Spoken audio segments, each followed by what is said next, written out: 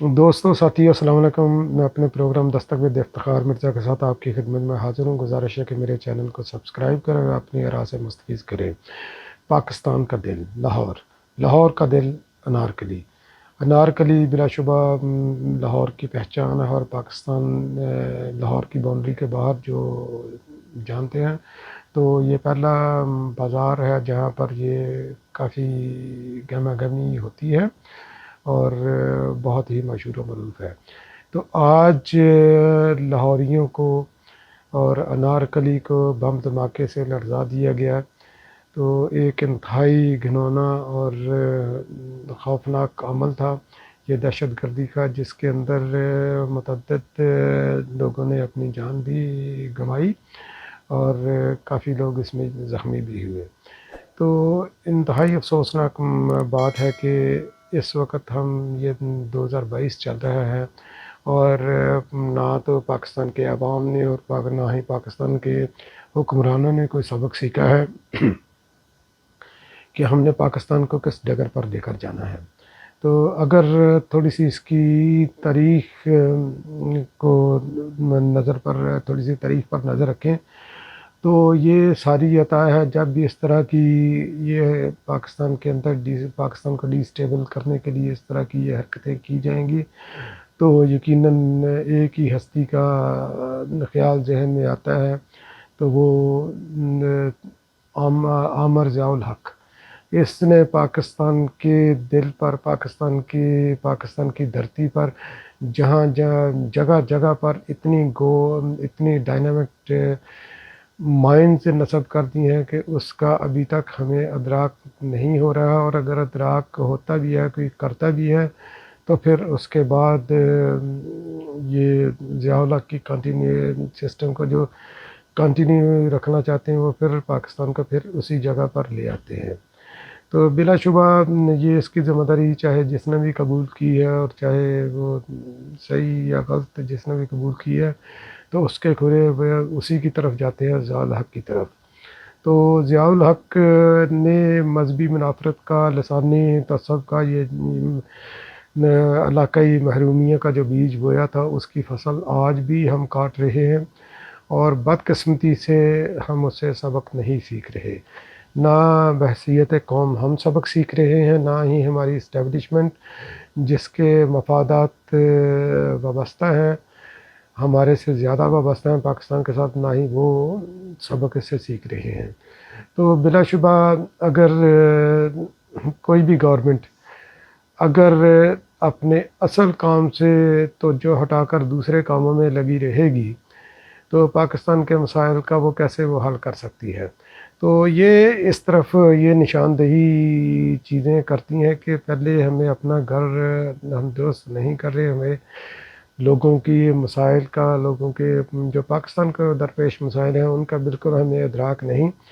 ابھی پچھلے دنوں افغانستان میں چینج آف گورنمنٹ ہوئی ہے تو اس کے اوپر ہمارے ذمہ دار لوگ، وزیر اعظم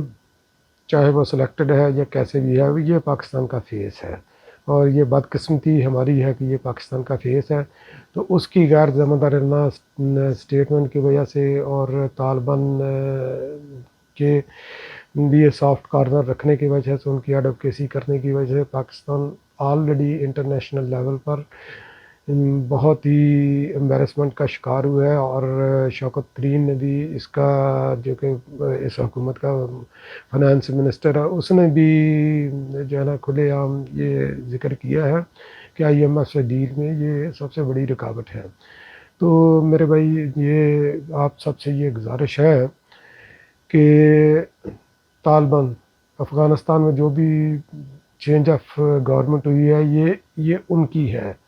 تو ہمیں ان کی لڑائی اپنے گھر میں نہیں دے کر آنی. ان کے ونگز تحریک طالبان پاکستان کا ونگ پاکستان میں بھی موجود ہے، اور تمام سیاسی جماعتوں کو، جیسے میں اپنے پچھلے ویلاگز میں بھی ذکر کرتا رہا ہوں کہ پاکستان دہشت گردی پاکستان کے لیے ایک بہت بڑا چیلنج ہے. یہ ایک جماعت کا چیلنج نہیں، یہ ہر جماعت کے لیے یہ چیلنج ہے، یہ پوری ریاست کے لیے چیلنج ہے، یہ آپ کے لیے چیلنج ہے، یہ میرے لیے چیلنج ہے. یہ اس نسل کے لیے چیلنج ہے، یہ آنے والی نسلوں کے لیے دہشت گردی ایک چیلنج ہے۔ تو ہمیں اس کے بارے میں بالکل کوئی سافٹ کارنر بالکل نہیں رکھنا چاہیے۔ کبھی ہم سافٹ کارنر رکھنے والے کبھی گڈ طالبان بیڈ طالبان کی تھیوری انٹروڈیوس کرواتے ہیں، اور کبھی بھی ان لوگوں نے کسی جماعت کا نام لے کر کسی بھی دہشت گردی کے پشت پناہوں کا نام لے کر کبھی بھی مذمت نہیں کی۔ جو واقعہ ہو جاتا ہے اس کی مذمت یقیناً کرتے ہیں، تقریباً سارے کرتے ہیں۔ واقعے کی مذمت واقعوں کو روکنے کا، آئندہ اس طرح کے واقعات کو روکنے کا کوئی حل نہیں، جب تک کہ اس کے پیچھے کلپرٹ جو اس کے پیچھے کودتے ہیں، جو اس واقعات کو پروموٹ کرتی ہیں، جو ان لوگوں کو پروموٹ کرتی ہیں مختلف ہیلو بہانوں سے، مختلف اپنے چورن بیچ کر، تو ہمیں ان کی مذمت کرنی چاہیے اور ببانگ دہل کرنی چاہیے، چاہے اس کا نتیجہ کچھ بھی نکلے، کیونکہ پاکستان کی ریاست کی بقا اسی میں ہے کہ ہم ان عناصر کی بھرپور مذمت کریں اور کھل کر مذمت کریں۔ تو یہ ایک پارٹی کا، ایک فرقے کا، ایک علاقے کا مسئلہ نہیں ہے، یہ پاکستان کا مسئلہ ہے، اور اس کو ہم نے مل جل کر ہی حل کرنا پڑے گا اس مسئلے کو۔ اور حکومت پر جو بھی موجودہ حکومت ہوتی ہے، چاہے وہ انسٹالڈ حکومت ہو نیازی کی طرح کی، چاہے ہائیبرڈ جمہوریت ہو اسی کی طرح کی، چاہے آمریت ہو، چاہے کچھ بھی ہو، تو جو ملک کو درپیش مسائل ہیں ان کے اوپر ہمیں ایک national policy with the consensus of all parties ہمیں یہ بنانی چاہیے۔ مگر بدقسمتی سے یہ گورنمنٹ شروع سے ہی نیشنل کنسنسس بلڈ کرنے میں بری طرح ناکام ہوئی ہے، جس کا نتیجہ میں بھی بھگت رہا ہوں، آپ بھی بھگت رہے ہیں۔ تو اس طرح کے واقعات کی روک تھام بھی اسی طرح ممکن ہو سکتی ہے کہ دہشت گردی کے اوپر ہم ایک قومی پالیسی بنائیں، اور تمام سٹیک ہولڈرز، چاہے وہ گورنمنٹ میں ہیں، چاہے اپوزیشن میں ہیں، چاہے وہ اس گورنمنٹ کا کسی بھی صورت میں وہ حصہ نہیں ہے یا پارلیمنٹ کا حصہ نہیں ہے، ہمیں ان سب کو ایک پلیٹ فارم پر اکٹھا کر کے دہشت گردی کے خلاف ایک مشترکہ قومی پالیسی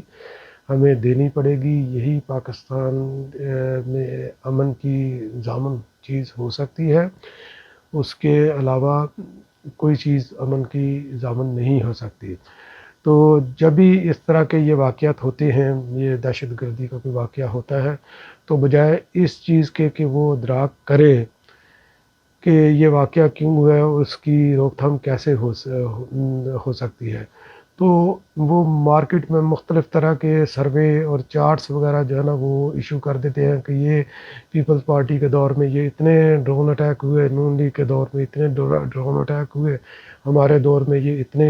ہوئے۔ تو بھائی اگر آپ ان چارٹس پر لائک کرتے ہیں تو